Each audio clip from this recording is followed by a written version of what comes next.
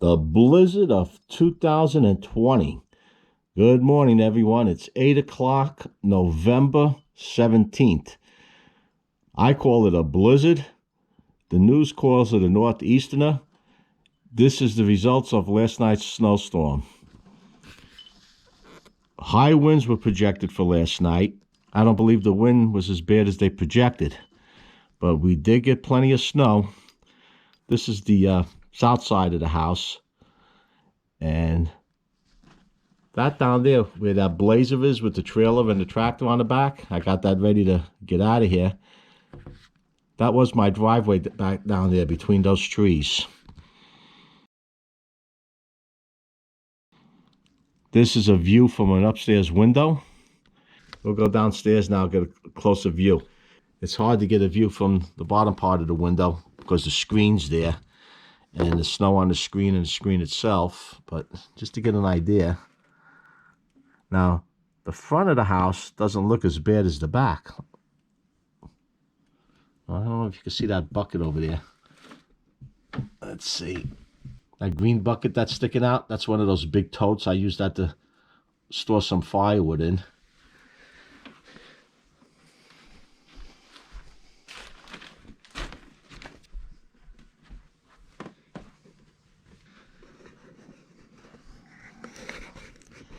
Here's a view of the back. Up on the hill, you can see my tractor. I had plastic covering the engine and whatnot, but you see how tall, but you can see the snow build up on that tractor. It's still coming down. I don't know how much more accumulation we're gonna have, but it looks, if you can look at that lawn swing over there, it looks like it's over a foot on that. They were projecting at first from 6 to 18 inches. Then I heard from 12 to 18 inches. Then I heard from 12 to 24 inches. I'm not sure what came down. I didn't turn the news on yet, and I didn't go out and measure it. But Johnny and I have to make our way from the house up to behind all that fencing back there. Not this is the garden. But back there is where the 2 chicken coops are. I have that one small coop where the roosters are in, and I have the little larger coop up there where I have the 2 roosters and the laying hens. So we're going to have to shovel our way to get to the coop. You can see how everything's just covered. Yep. We knew this was coming. Oh, here we go. Better up here without the screen. We knew it was coming, so I was able to get ready for it. I was trying to straighten out the back. I had so much to get ready this year between the garden, the chickens, car problems. It was a busy year. It looks like 2020 is going out with a bang.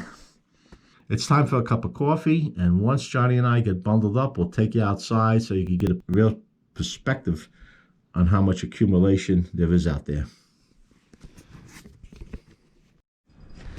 Okay, the wind slowed down a little bit, and we came outside to feed the chickens. This is what the front of the house looks like. Cars are buried. That little makeshift shack over there I have for the snowblower, just a couple of pallets. I knew I was going to need the snowblower today. You can see the snowpack. You can see the snow on top of it. That looks about a foot right there. Okay, those barrels over there in the driveway, that's where I have my firewood. And now we have to trek our way off to the chickens to go feed them. We have our buckets of water and our buckets of feed here.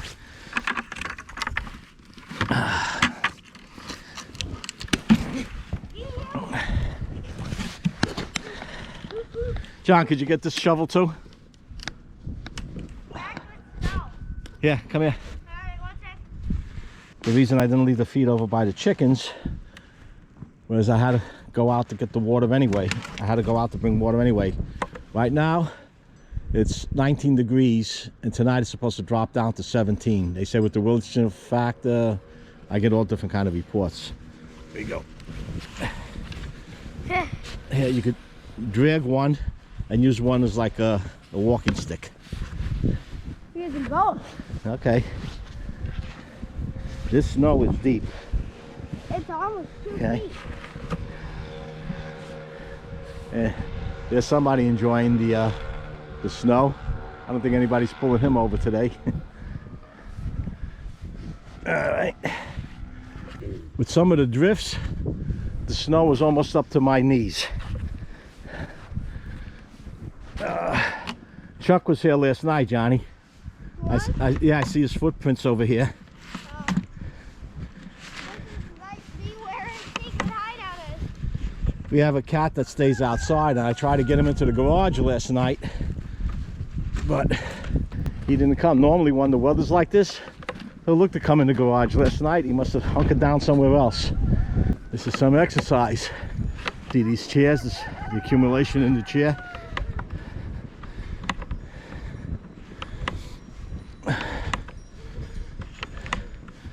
All right, made it up to the coop. This is one of the barrels I keep the feed in. I have these metal lids on top and some bricks to keep it from blowing off. And hopefully, I haven't had trouble with raccoons getting into that yet. And I've been doing this for 2 years now. Look at the depth of the snow. That's definitely over a foot there. And whew.